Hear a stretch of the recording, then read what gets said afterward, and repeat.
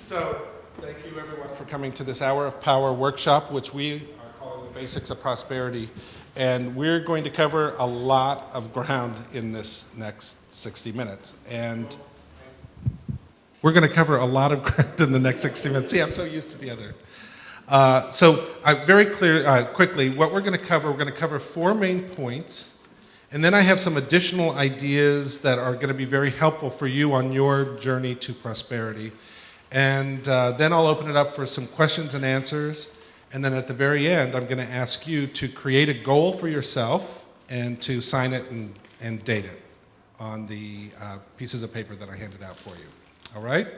So that's how we're going to begin.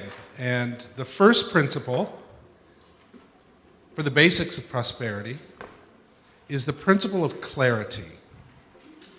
Now, any program that you will begin that is about money or prosperity will always begin with this principle, and that is the principle of clarity.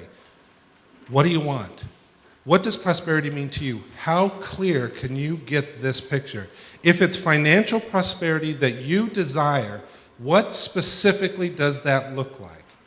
Now, a lot of this material is going to be based on the great teachings of Napoleon Hill and his book, Think and Grow Rich, and as well as some other sources as well. But Napoleon Hill has that great story in Think and Grow Rich where he says, and this story, when I first read it, made such an impression on me that I think about it from time to time, even to this day, all these years later. He said this. He said, if you go up to any 100 people on the street and you ask them, what is it you want in life? They will not be able to tell you. 98 of the 100 will not be able to tell you what they want in life. And he said, if you go to those 98 and you press them a little further and say, no, really, what is it that you would like in your life, more of in your life? He said, they will give you vague answers, such as, well, I'd like some more money, and I'd like some more happiness, and I'd like, maybe a better job. And he said, but if you press them further than that and say, well, how much money? What is your plan to get the money? What plans do you have? Specifically, they won't be able to tell you. And what he says is vague desires produce vague results.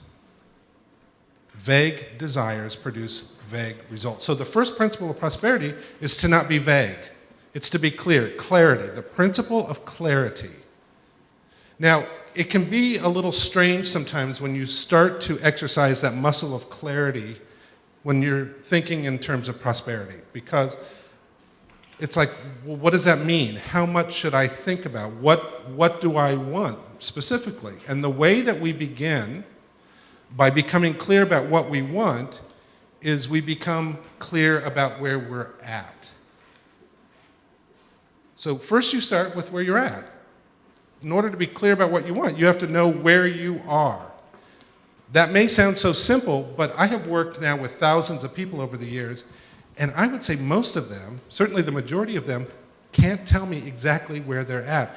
They say, well, I'm in debt thousands or tens of thousands or hundreds of thousands, and in some cases, millions of dollars. Well, how much? I don't know, it's a lot. Or, I want money to pay off these loans or this, or I want money for that. Well, how much money exactly? Well, I don't know, but it's a lot. So you have to know where you are starting from. Some of you know that I started this journey for myself when I got myself into personal credit card debt. I was nearly $60,000 worth of personal credit card debt. I had 23 active credit cards. And my first step to determining how much money I wanted for my prosperity was to figure out how much I was in debt. I didn't even know until I really added it all up that I was that far in debt. I was a little bit in the denial stage. I knew it was a lot, but when I added it up finally and saw that it was like $57,000 and some odd dollars, it was like, whoa, very sobering. But that sobering clarity of where I was starting from allowed me to set my very first prosperity goal, which was zero. My biggest goal that I could think of at the time was $0, meaning debt-free, out of debt. Sure, I mean, in a general sense, I wanted to be, have millions of dollars, and I wanted to be debt-free and financially free. Those are vague, good, but very vague ideas. And when I would try to think of a specific number that was in that range, I was so far in the hole that those just seemed very unreal. So my first prosperity number was 0, clean, debt-free. How many of you would love to be debt-free? Lots of us, right? It feels so great. That's maybe a good first goal. Another good goal is if there's a specific thing that you want to pay off, like not just a specific credit card, but student loans, a mortgage, loans that a family member gave you, business loans, second mortgages, all sorts of different specifics. Those are good goals as well because they are tangible. They have tangible meaning for you as you think about this. Now, the principle of clarity. What is it that you want? So here's some things to think about as you're thinking about what it is that you want. The first is, don't set your goal too low, because if you set your goal too low, it's not going to excite you. It's not going to get you out of bed and want to do the work that it's going to take to be on this journey of prosperity. In fact, somebody was just sent me an email the other day saying that they were working on the Think and Grow Rich materials that I had put out in the bookstores, and they wrote me and they said, I set my first goal at, and he told me the amount, and he goes, but every day when I thought about that goal, it just bored me. That's not a goal that you want to have. You don't want to have a goal that bores you because you're not going to want to do anything. There's no energy there. So one tip is don't set the goal for yourself too low. The next tip is don't set it too high. Don't set your first goal too high. Why? If you set your goal too high, what happens is that somewhere in your subconscious mind, you won't believe that you can get it. It will feel too out there. And it's a form of self-sabotage then, when we create a goal so far beyond our personal realm of understanding, and then we don't get it, and then we think to ourselves, see, these prosperity teachings don't work for me. They probably don't work for anybody. It's all coincidence when it works for other people. I like to tell the story of one of my first classes that I taught in prosperity when we were talking about goals. One of the people in the class set as his personal goal to have $1 billion by the end of the year. $1 billion. So I thought, gosh, maybe this guy has great prosperity consciousness. Maybe he has a lot of, maybe he already has hundreds of millions and he wants to go from that to $1 billion. I don't know. I didn't know him. So I started questioning him a little bit. Well, come to find out, this is a guy who, when I said, so where do you work? Oh, I don't work. I can't get a job. Oh, well then how do you pay your rent? This is in New York City. How do you pay your rent? Well, I'm sleeping on my friend's couch. Okay. So what do you like to do? What are your passions? What interests do you have? He goes, oh, well, my interests are, and he named them. And he said, but I don't want to make money from them. Because if I make money from them, then I won't enjoy them anymore. It'll become a job, which he didn't have. So I said, well, you know what? Let me suggest this to you then, gently. Maybe $1 billion is a bit high for your first goal. It's a bit of a stretch from now till the end of the year, considering, that you have nothing, and that what? Right, especially if it's December, right. And he said, no, it's $1 billion or nothing. Those were his exact words, $1 billion or nothing. And I said, okay, why not? Now, we teach spiritual principles, and in the spiritual principles of prosperity, of course, $1 billion, nothing, because to the soul, $1 or $1 billion is the same thing. But it's not about that. It's about our being able to receive it. And he didn't have a consciousness of $1 billion. And I doubted that he could, certainly not impossible, that he could from that point to the end of the year to create that kind of consciousness to receive $1 billion. Well, as it turns out, he came to a few classes and then dropped out. And I did see him later, and I asked him, what happened? Did you get the $1 billion? And he said, no. He's the one that put out the ultimatum, $1 billion or nothing. And what did he end up with? Nothing. So that was a form of sabotage for himself. It kept him right where he was, and he was angry about it. So don't pick something so big that it scares you or that it becomes a sabotaging amount. The other thing to remember when you're setting your goal is this is not the only financial goal you can set in your life. You can have another one. Once you reach this one, then you can have another one. Add a 0 next time. Start with something that excites you, delights you, but is not beyond where you can be within a certain amount of time. Napoleon Hill says what we should do when we come up with that amount of money, that goal that we have, and this works for non-monetary goals as well, by the way, these same principles. It's just principles in action that we're applying to finances and prosperity. But he said, once you pick that goal, then put a date on it. Put a date on it. I would like to receive this goal by a certain date. So you can use by the end of the year, as that gentleman had mentioned. You can use by my birthday. You can pick any date that you want. I like to work in 90-day segments because I seem to work really well that way, and you get 4 of them in a year. So you're working about 3 months at a time, and so I set goals for myself that are about 3 months worth of goals, or that I think could be achieved within 3 months. And those smaller 3-month goals support a larger goal that I will have. I don't make that larger goal the goal for the very reasons I talked about. I take that goal and I break it down into smaller goals that are a little bit more achievable. Why? When I achieve a goal, it feels great. It gives me motivation, it gives me a momentum, and I'm so energized when I see that this stuff works so well. It's like, wow, okay, now let me double this, and for my next one. So I like to work in 3 months. You can do whatever time amount you want, but put a time on it.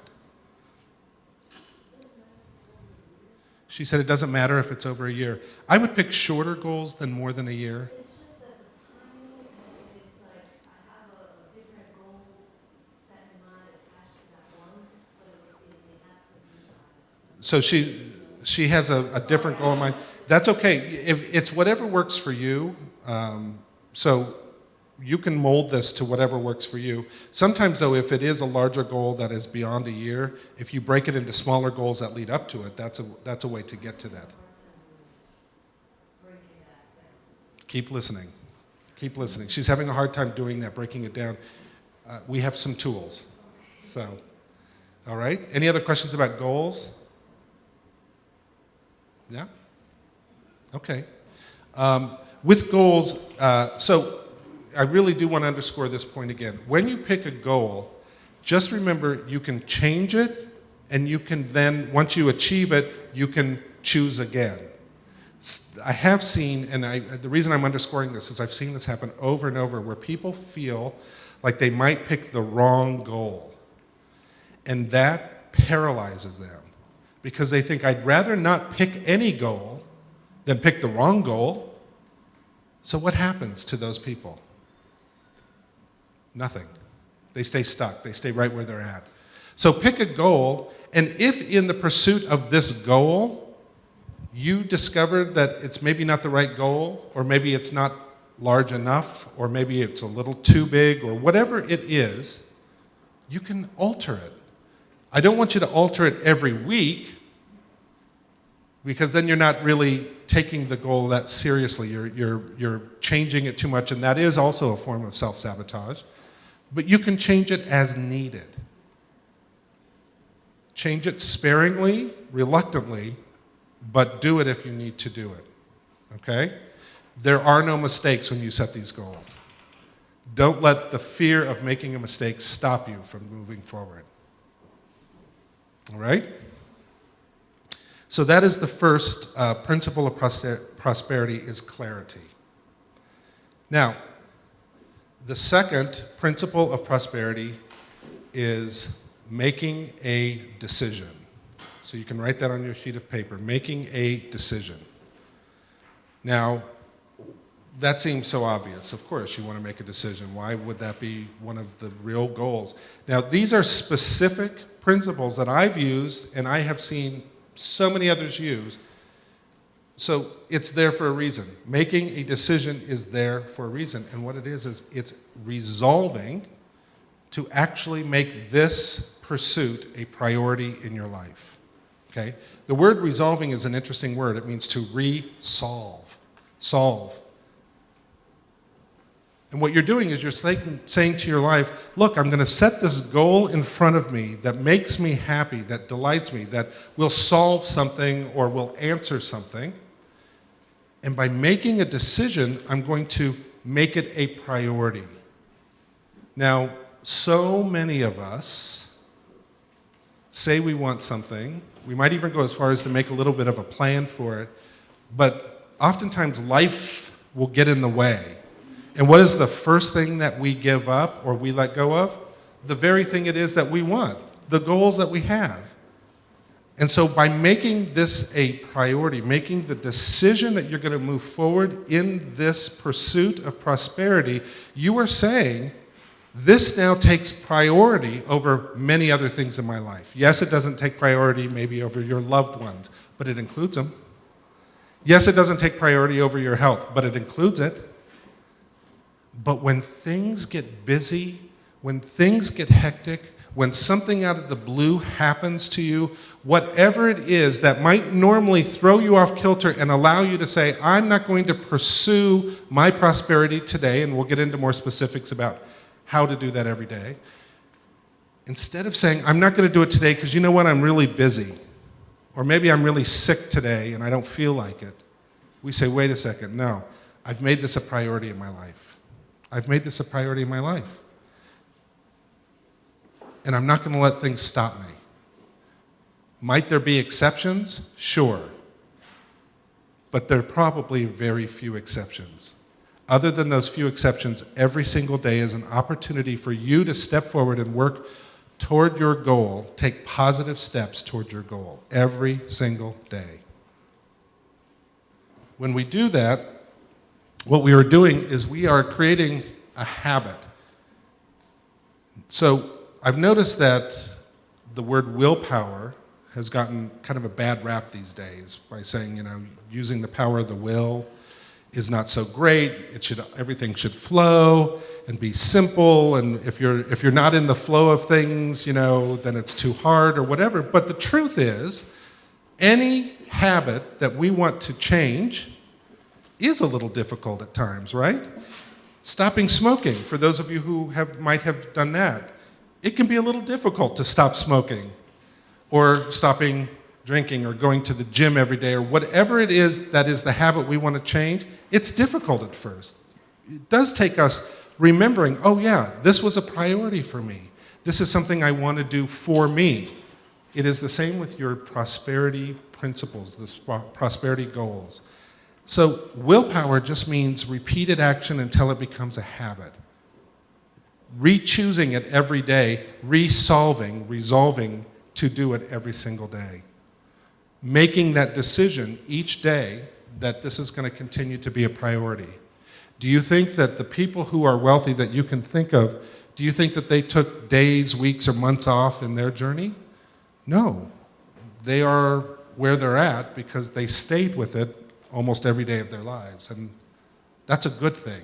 What it means is that we take ourselves and our lives so seriously that we put energy into that every single day. And when you make a decision to do something, when you make a decision that you're going to put your prosperity goal as a priority in your life, one of the ways you can support yourself in doing it is making a list of ways that you can make it easier for you. Let's think ahead a little bit. So if you think to yourself, wow, I'm going to do the actions that we're going to talk about in a minute. I'm going to do those actions every day, but I'm so busy. That's the number one excuse that I hear from people. I'm so busy already. You want me to do what? Every day, but I'm so busy. Right. Okay, so let's think ahead a little bit about how I can support myself in making this a priority every day in my life. If I feel like I'm already so busy that it will be difficult to do some simple steps toward my my prosperity every day, maybe I can set my alarm 15 minutes earlier. Well, I've just found 15 minutes in your life that you can use for these principles. Maybe you go to bed 15 minutes earlier too. Or maybe there are some things that are on your plate which is already overflowing with things that you're doing. Maybe there's a couple of those things that need to be taken off your plate. Maybe they're on your plate and they don't need to be there anymore. Free up some time that way. Find ways to support yourself so that when you find yourself thinking, gee, I don't know, I'm busy or I have other priorities, that you are not going to set yourself up for failure. All right? So that is the second principle, which is making a decision. Any questions about that? All right, so we've talked about clarity, the principle of clarity, the principle of making a decision. So the third principle is my favorite, and some of you already know this principle. It's the principle of C and P. The letter C and the letter P. C stands for consistent, and P stands for persistence. C and P, consistency and persistency. That means when you create a prosperity plan for you, first you're going to create a goal, and then you're going to do some other things. It's important to be consistent in doing it, in making this a priority and taking positive actions every day. It's vitally important to be consistent.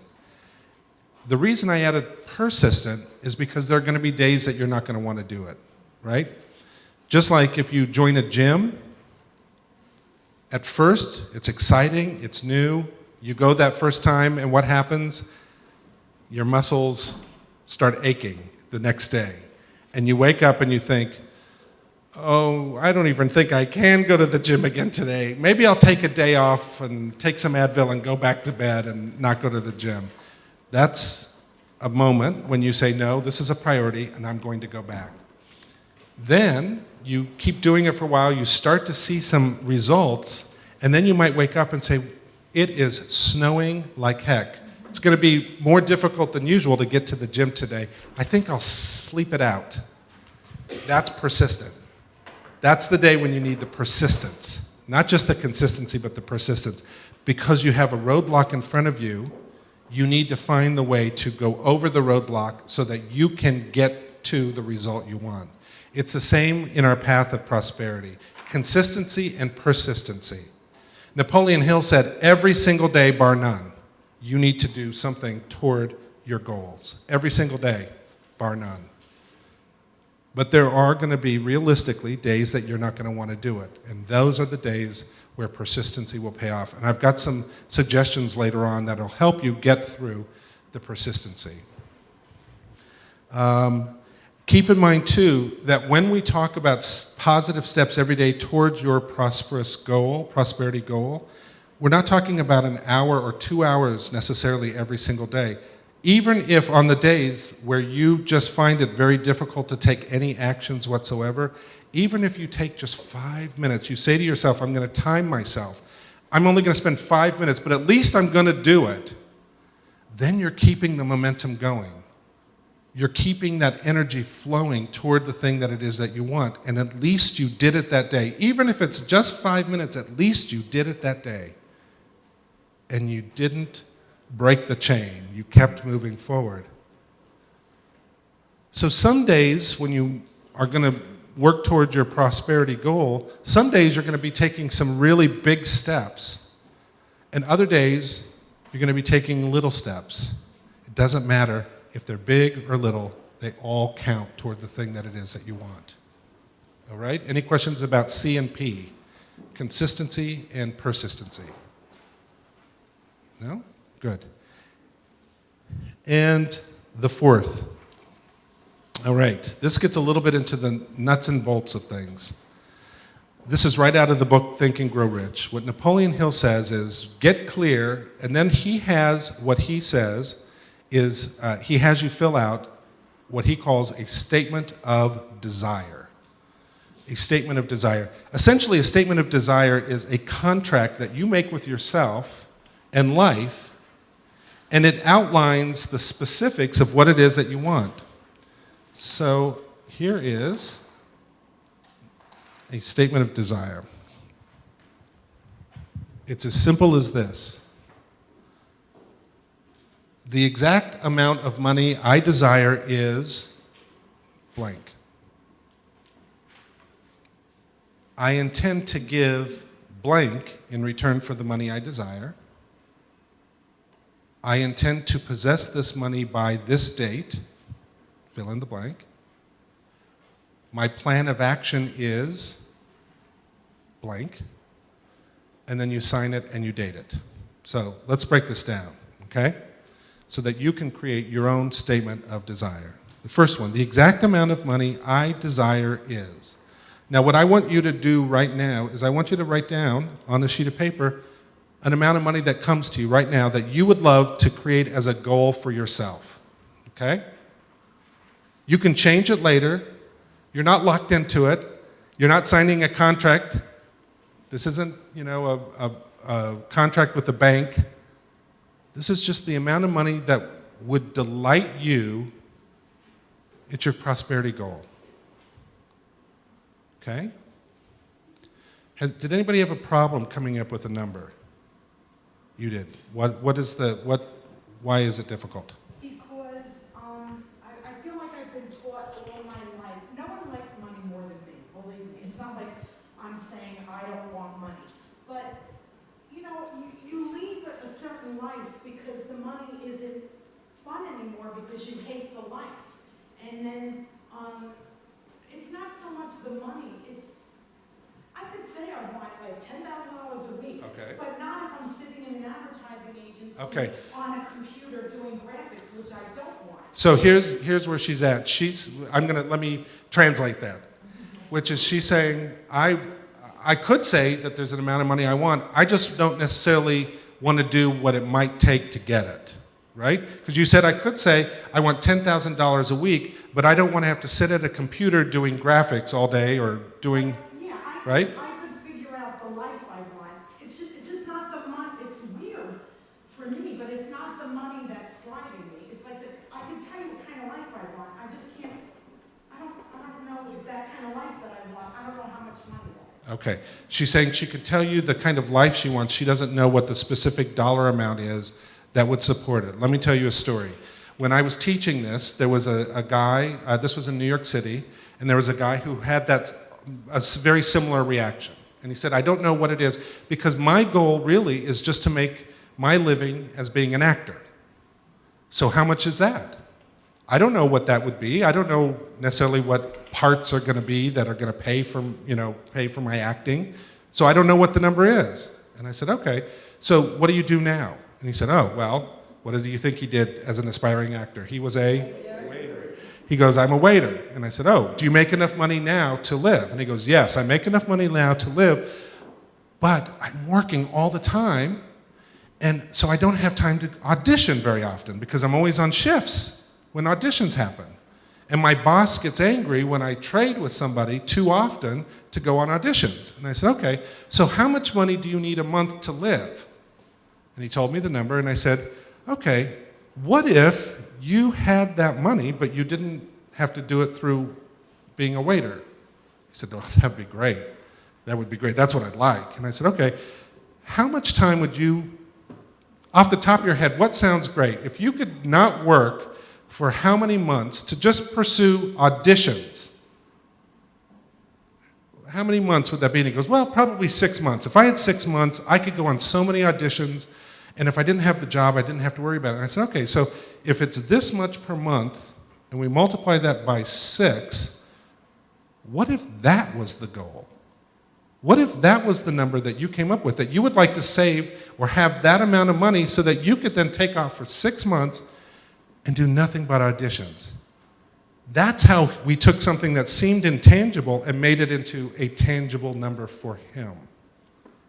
Okay? Any other questions? Yes?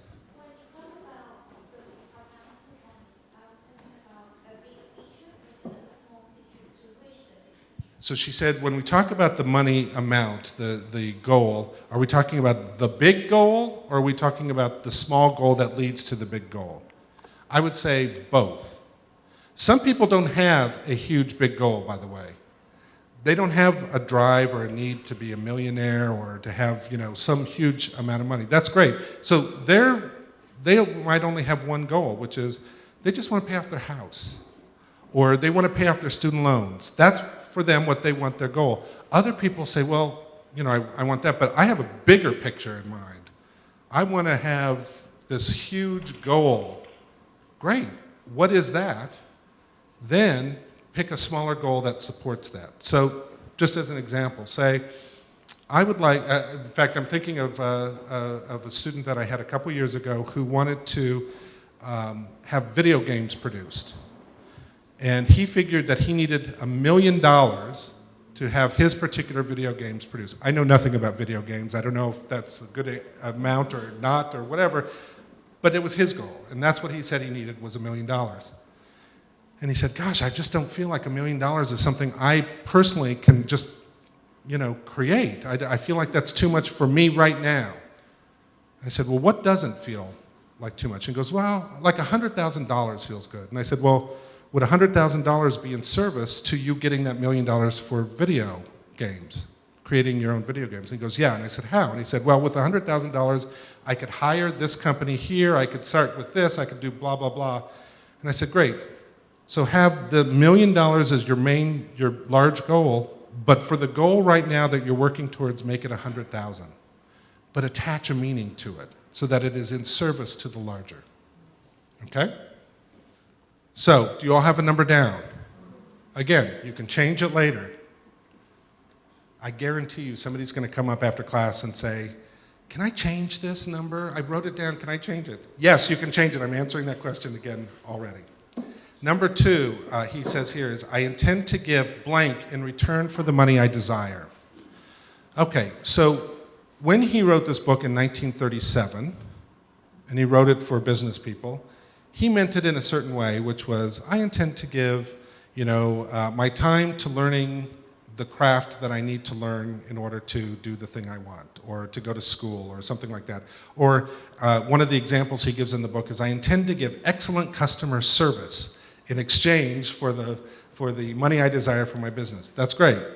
But what I have found is what I put in that section is I intend to give time every day to make this a priority. For me, when I say things like that in my statement of desire, I'm creating this as a priority right from the start. I intend to give my time, my commitment in return for the money I desire. I intend to be willing to go where life takes me in exchange for the money I desire. Those are the kinds of statements I put in that section.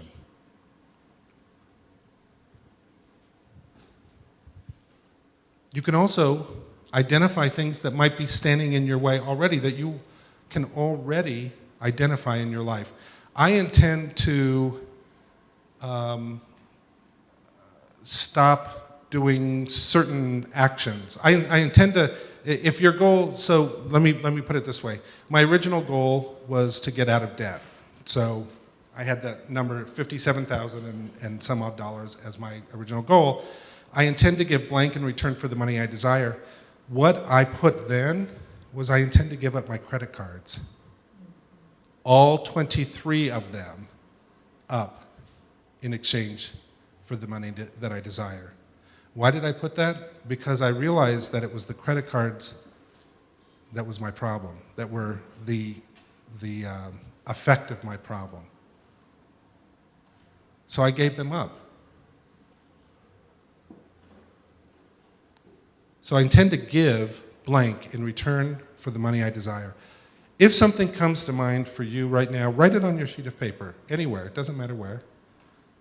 What you intend to give, or in my case, give up, in exchange for this prosperity that you want.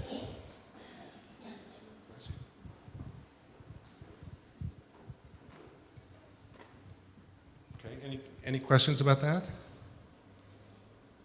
Okay, next.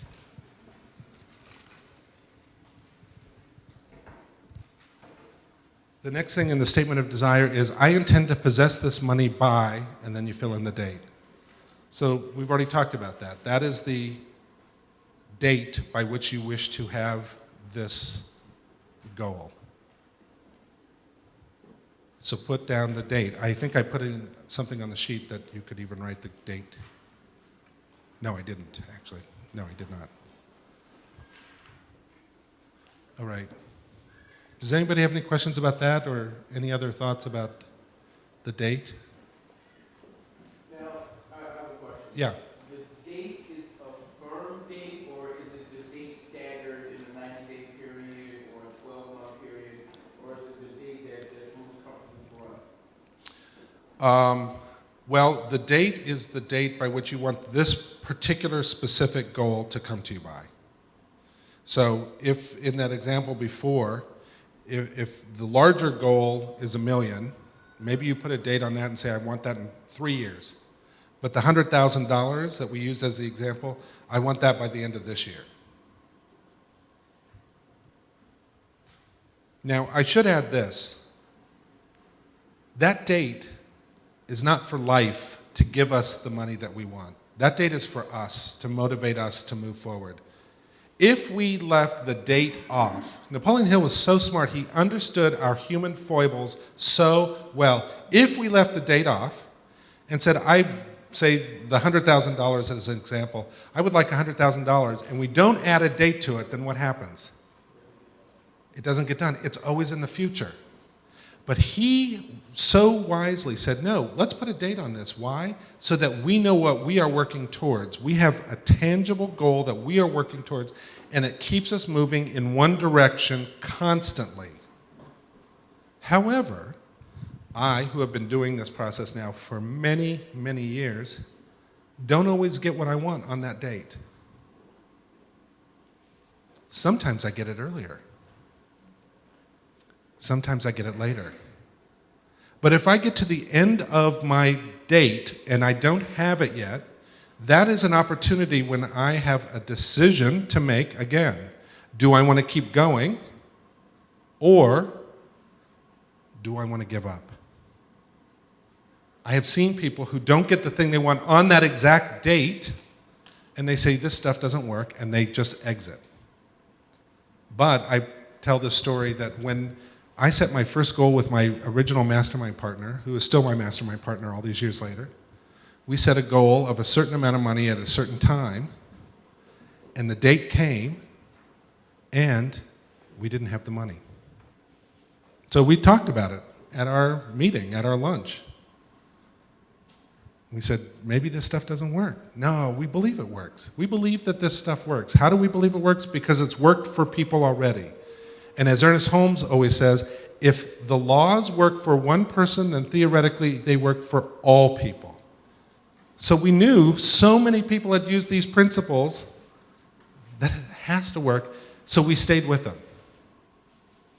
And during that very lunch, when we were discussing whether we should stay with this or give it up, I had an idea, just one of those crazy ideas, where I should call somebody.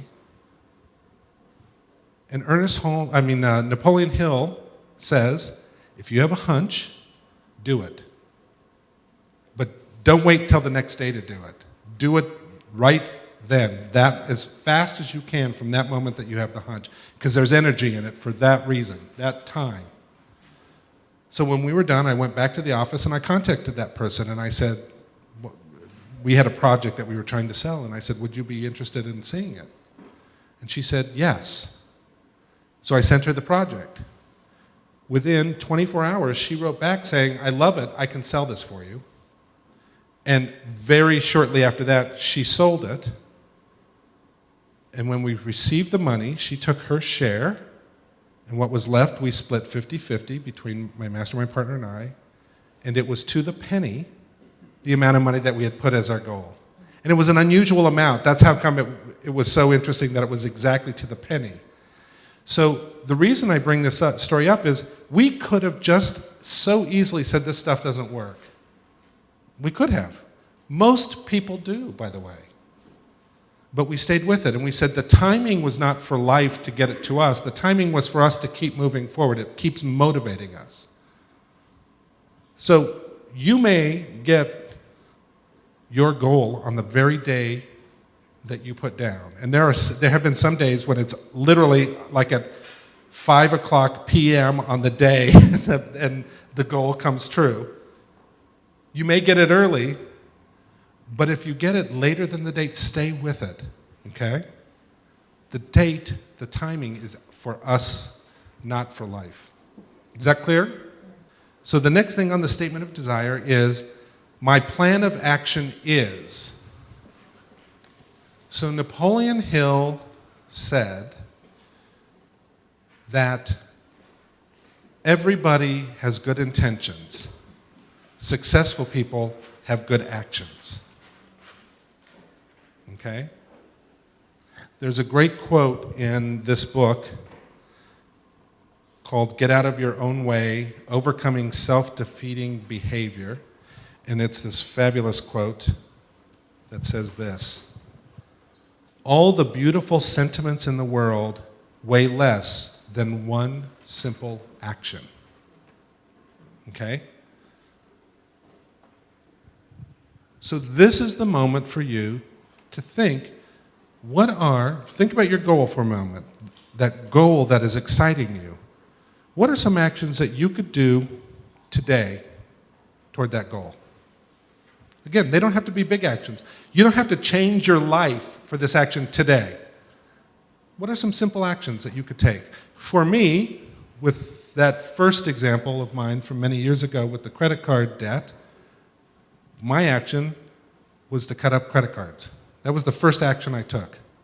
After I got clear and did all this stuff, the first action I took was to take those 23 credit cards and I cut them up into pieces, each credit card up into about 6 pieces. I put them all in a plastic bag and I walked them out to the dumpster in the apartment complex that I was living in North Bay near Sausalito, California. Put them in the dumpster. I went back in the house, and I thought, I took an action.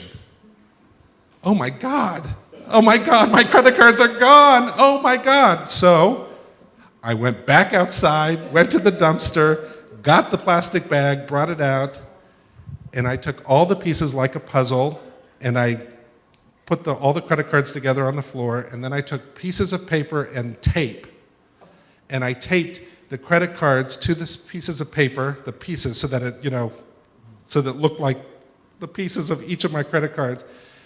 And I just kept them as an example of the commitment I had to my prosperity.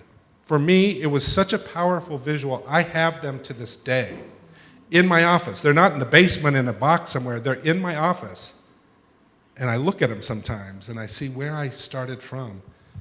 That was my step. That was my first step. What steps can you take today? They don't have to be cutting up credit cards. That may not be your thing.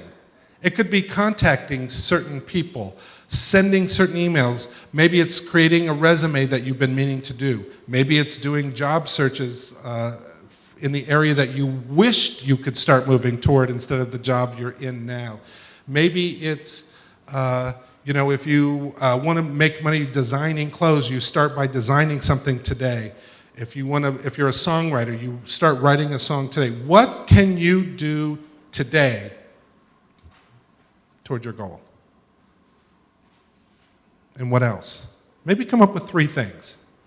You can come up with more, but if you come up with too many more, then it becomes kind of overwhelming, and then tomorrow you think, oh, I have to do all of that again today. I have to do that much again today. And then we get off track again. Just come up with a few simple things today. And write those down on the sheet somewhere.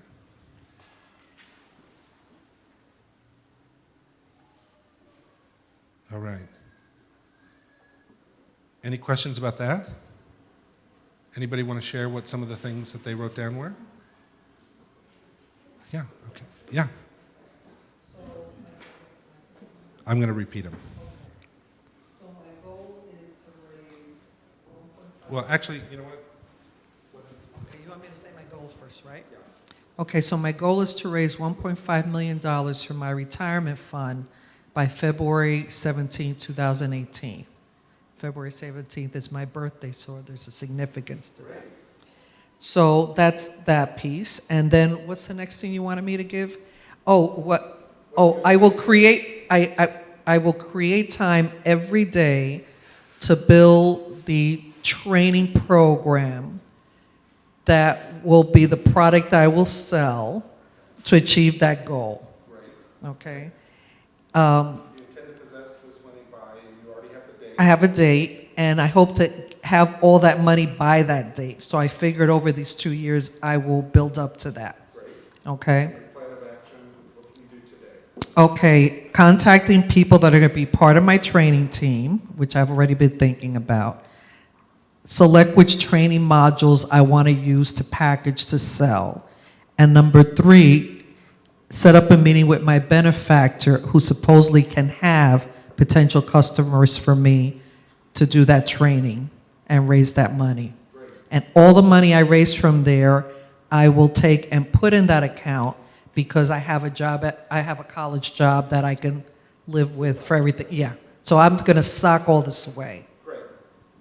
That's terrific. That's perfect because it's very clear, and she knows exactly what it is that she wants and what she's going to do. Awesome. Who else? You want to do it? So I want to make, my goal is to make $2,000 a month just from my art, from the things that I create, my art and my jewelry and stuff.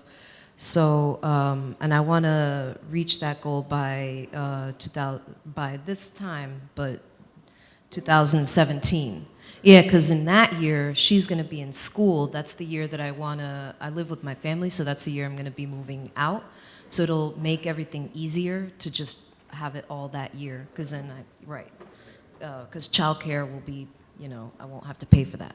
Anyway, so I plan on, my plan of action is I'm working on a collection of tote bags, hand-painted, one of a kind, like each one is a work of art itself, So it's tote bags and wallets, and I'm going to finish that up. And also work on like a whole cohesive jewelry line. My problem with my jewelry is that I usually make them one of a kind.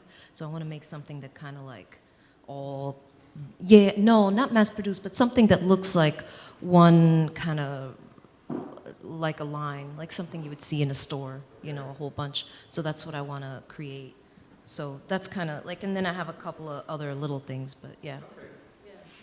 That's good. Let me give you some feedback. Some of that felt vague to me. Did you guys notice that as well? What she was saying was that she wanted to earn $2,000 a month from her art, from the art that she creates. She was very specific about the kind of art that she was going to create, which is great. But then it was like, now also I want to create a line of jewelry. And what I said though was the point, the plan of action are things you can do today. Right, so that's what I plan on doing though. Today. Okay. Yeah. Okay. Like to create a product line for like a jewelry product line, you have to do a lot of research on trends. Right. So I would say, yeah, to me it felt like you were going to do a huge thing today. And I think that maybe if you explain it just that you said it, which is, I'm going to start thinking about it, mapping it out, and starting to do research today toward that, then it's an achievable, really definable thing you can do today. Okay. Napoleon Hill says write things down specifically. So, okay. Anybody else? Somebody else can do theirs? Yes, okay.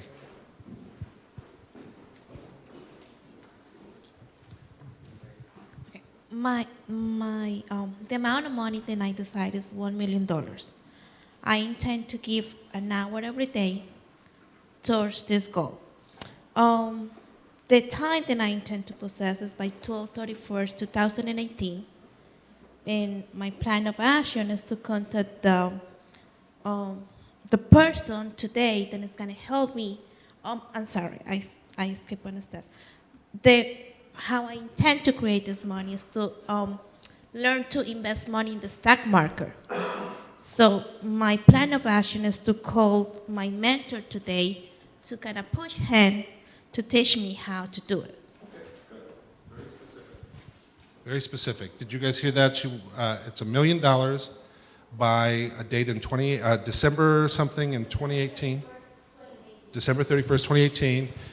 And what she's going to do is contact a mentor to teach her how to make the money using the stock market. Very specific. All right. So play and work on these things. Did you all write down some action steps that you can take today? Okay. Will you all commit to doing those action steps today? Yes? Okay. We all are going to hold you accountable for that today. Now let me give you some other ideas that are going to help you as you do this, okay? What Napoleon Hill said to do with this statement of desire, and this is important, and by the way, this is the thing that most people stop doing first. And he said this is the most important thing. So don't stop doing this. Between now and that date that you sent, or the date that you reach your goal, every single morning, first thing, you read this statement of desire, just like you read it today. I, Joel Fotinos, intend to have this amount of money. I intend to exchange blank for it. I intend to have it by this date. My plan of action for today, and that's a moment for you to think on that day, what you will do that day. Today, my plan of action is blank, blank, and blank. Okay? Fill in the blanks. And then you finish it. You begin that first thing every morning. Then he said, at night, you say it again. At night, you say it again. You begin the day in the consciousness of what it is that you want to create a priority, and you end the day back at that consciousness. Now, in the middle, you may have some ups and downs, but if you begin the day in the consciousness of what it is you want, how do you think that will affect the rest of the day?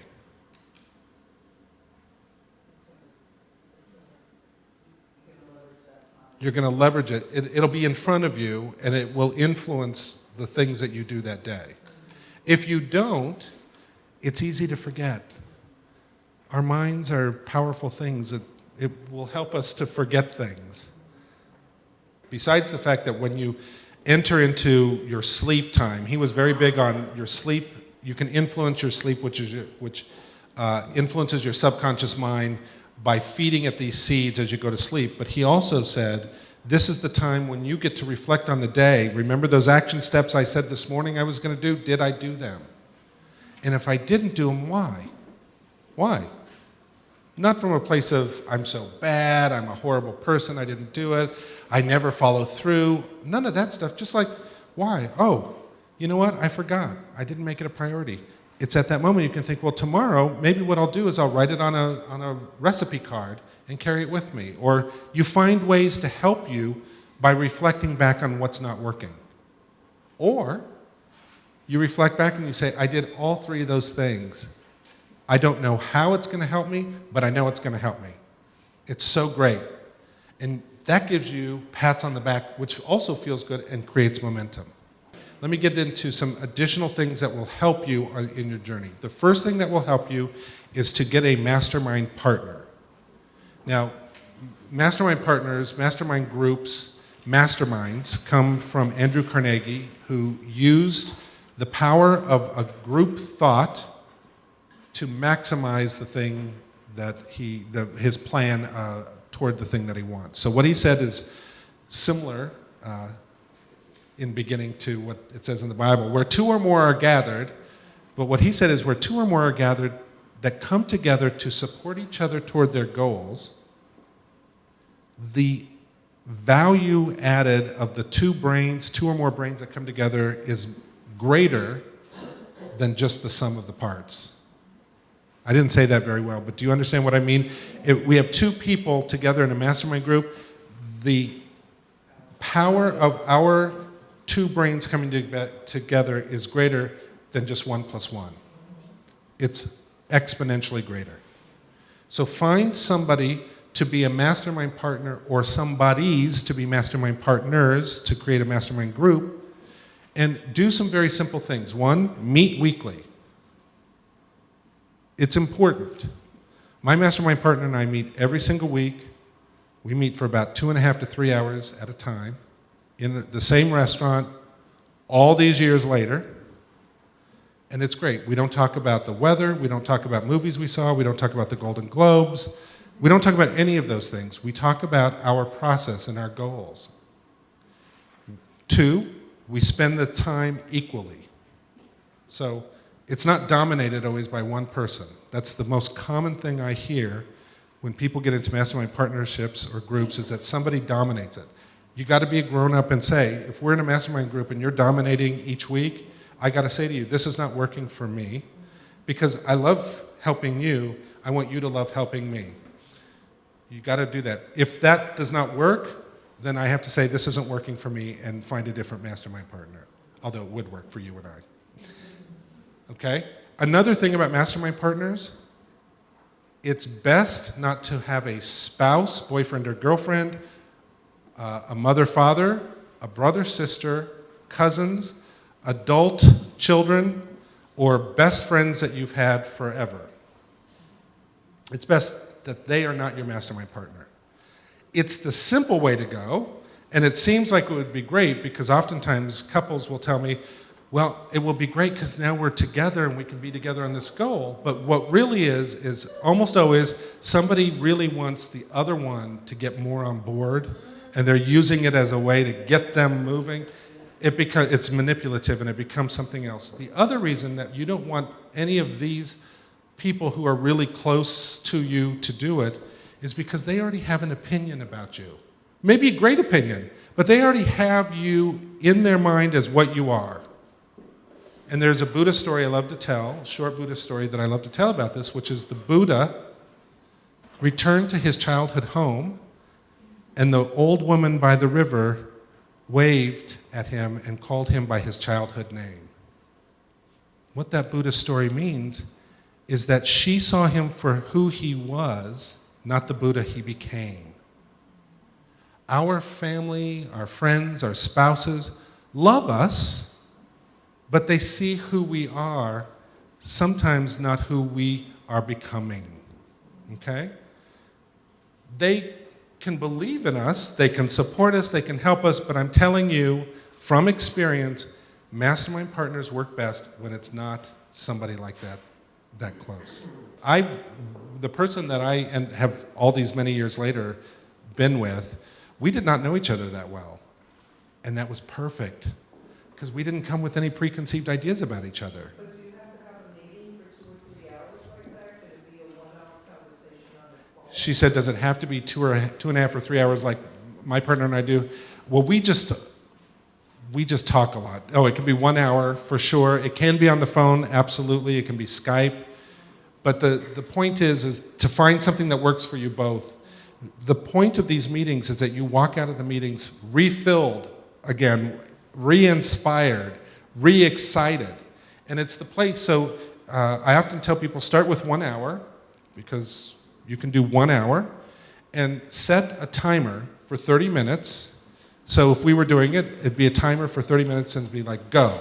So you get 30 minutes and you can say, well, this is what I did this week, and this is what I saw, these are the results. I thought I'd get more results from this, but I didn't. You know, am I off course? You can ask questions, we can brainstorm. I can say to you, you know what, I feel like that's maybe a vague plan of action, maybe you need to get more specific. We can really chew it.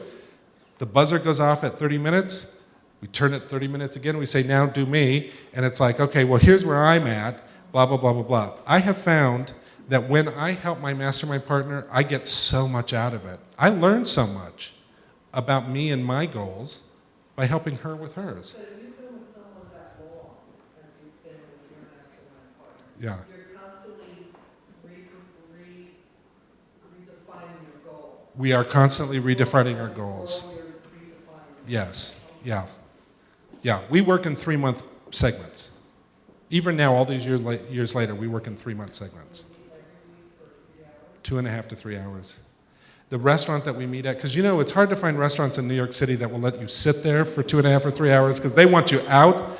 So we found a place. They're so great. Well, we have our own booth. It's always there. They always keep it for us on that day. They have iced teas because I drink gallons of iced tea. They make the best iced tea. So they always have an iced tea set up for me and something for her. They know exactly, you know, to leave us alone until we're ready to, I mean, it's great. And they value us now after all these years, and they send us gifts in the mail because we're such good customers, and it's so great.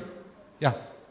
I feel like, for myself, I feel like I would need a new mastermind partner every so often. And I know it sounds like you've had this mastermind partner for years. How do you not let, like, I guess, personal conversation Right. from seeing the person, like, oh yeah, this is what happened to me too, and kind of Right. just throw like a little personal. So 2 ways, he said, you know, I've had this mastermind partner for so many years. He thinks that maybe he would need to switch it up every once in a while. Since we've been together for so long, how do we not get our personal stuff in there? Well, you know, she and I will often say that we are closer than best friends, but we're not friends. I mean, it might sound a little crazy. She knows so much about me, but she doesn't really know much about my family life because we don't get into that. But because we stay on topic. Just like certain people you work with that you've worked with forever, they may not even know what town you live in because you are so focused in a particular way, and that's where she and I are. It's like we mentor each other in a sense.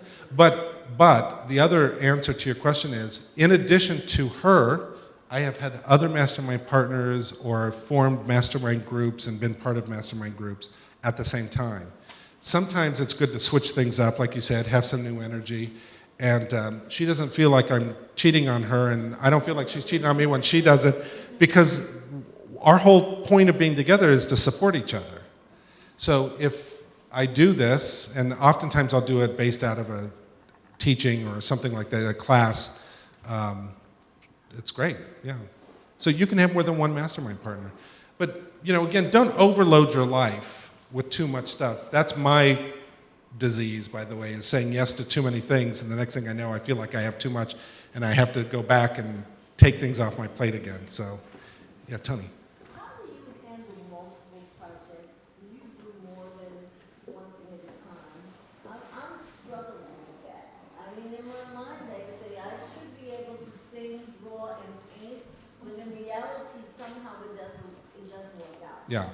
She says, how do we do multiple projects at the same time? In her mind, she wants to sing, draw, and paint, but it doesn't work out that way. There's an adage that I learned the hard way that I live by, which is the best way to do everything is to do one thing at a time well.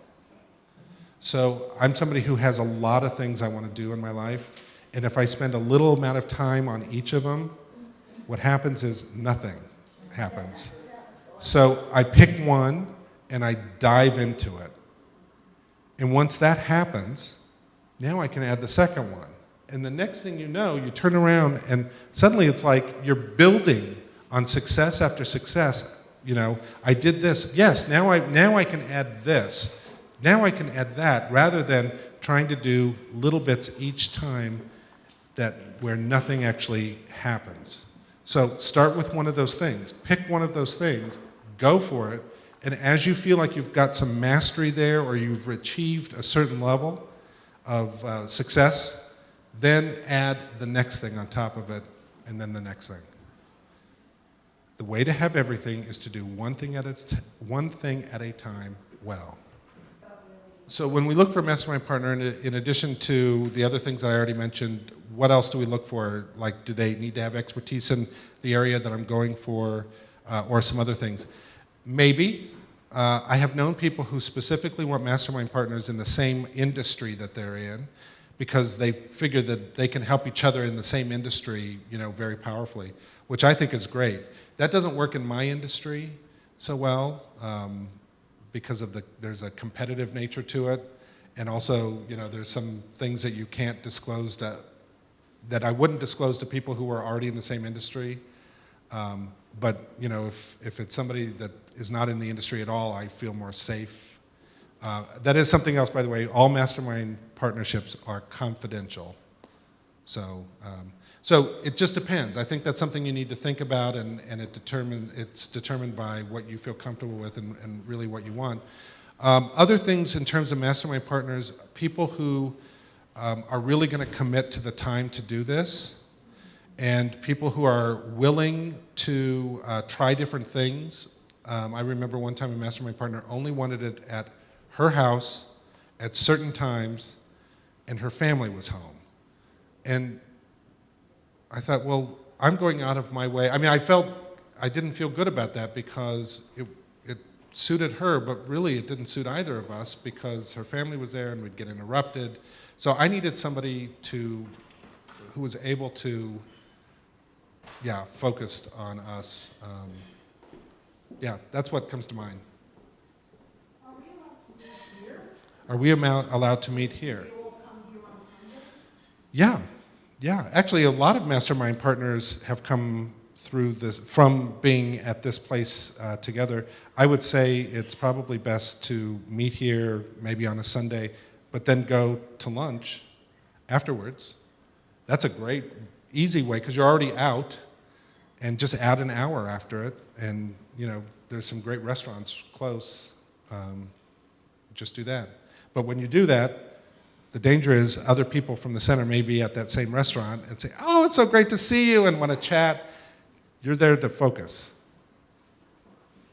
Anything else on these? Yes. What I want to do is I want to write this on a large piece of paper that you post on the wall. And this is my goal, this one, I want to have it on, and, break it down into concrete steps. Yep. And in the morning and the evening statements. Yes. So that it's not forgotten. Right. She's saying she's going to post it on a large sheet of paper and put it on the wall. What's really great about that too is if it's on the wall, say it's on the wall in your bedroom, so that first thing in the morning when you get up, you can go right to it and read it. And Napoleon Hill said, when you read your statement, read it out loud. Read it out loud with conviction and confidence. And so if you're standing, that's really great. I like that idea a lot. And then when it's done, I can write completed next goal. Yeah. List your goals right there, especially the completed ones. That's great. I'm still in bed when I do it, and so I kind of roll over. This is what it is, and then I sit there and I think about what is mine to do today, and I write them down. But I like the idea of standing up and doing it. That's good. Who else? Anybody else? Richard.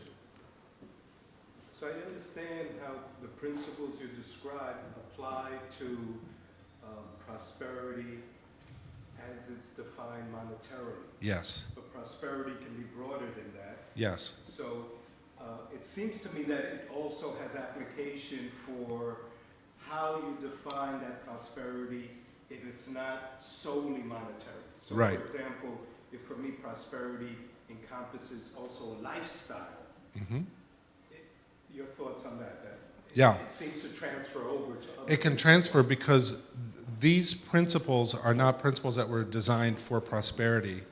They're universal principles that we're applying to prosperity. So we can apply them to any other area in our life as well. Because really what we're doing, if you break it down, what we're doing is we're getting clear and then we're putting time, energy, and focus toward that thing. So say that you wanted to, for maybe somebody's prosperity is that they want to become a painter. That doesn't necessarily have monetary, financial, prosperous ties. It can, because in our culture we try to add money to everything. But say we took that off and we just thought, you know what, this is going to be a hobby. I just want to become a painter. That will bring me joy. That'll be something great. You can do the same thing. Clarify exactly what kind of painter you want to become, watercolor, oils, or whatever, what you're willing to do, like an hour a day practicing or contacting a teacher or whatever, and you expect to have your first painting by such and such date. You can apply it to that. You can apply it to spiritual qualities as well. The thing is, when you do this, you just have to be clear. You can't be vague. So I've seen people say, well, I'm going to do it for joy. Great. What does that mean? What is joy for you? Don't just say joy, even though that's a wonderful quality. What specifically does that mean for you, and how can you move toward joy every day? What will happen is at the end of the date, or by the end of the date that you put down, you're going to have an expanded definition of what joy is, but first you've got to start with where you are now with what joy means to you.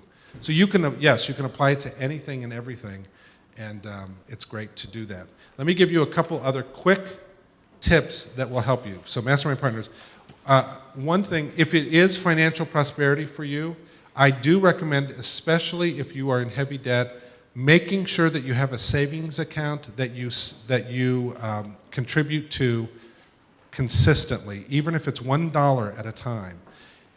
The act of giving back to yourself is great, and it is something to just keep doing. So even though I had all that money that I owed, I started a small savings account, and there were times when I would only put in $1, and sometimes the dollar came from change. But I did, and it just built and built and built. So that's something that I put out there that is a powerful thing to do. Another thing to do is don't think of this process as a heavy process. Think of it as a game. Think of it as something that's fun. I have found when I think of things, when I turn it around and say, you know what, this doesn't have to be heavy.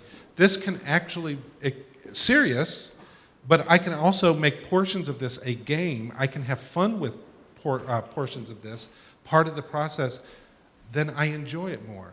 So when I was all in that heavy debt and I thought of all the things I had to cut out of my life, I shifted over and thought, well, what are the things that I can do now that I didn't think of that I could do then?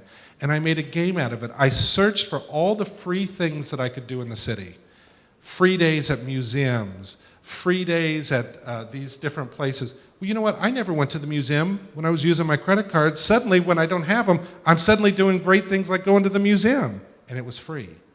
And instead of taking everyone out for dinner, and they would give me their cash, and I used my credit card, which is how I had cash all the time, which is how I got so bad in debt, we would do potlucks. We would take turns at each other's house and each bring a different food dish. We had so much fun, so much fun. So turn things around, make this a game, whatever it is for you, find ways to have fun with it, okay? Don't think of things as limiting, think of things as expanding in your life.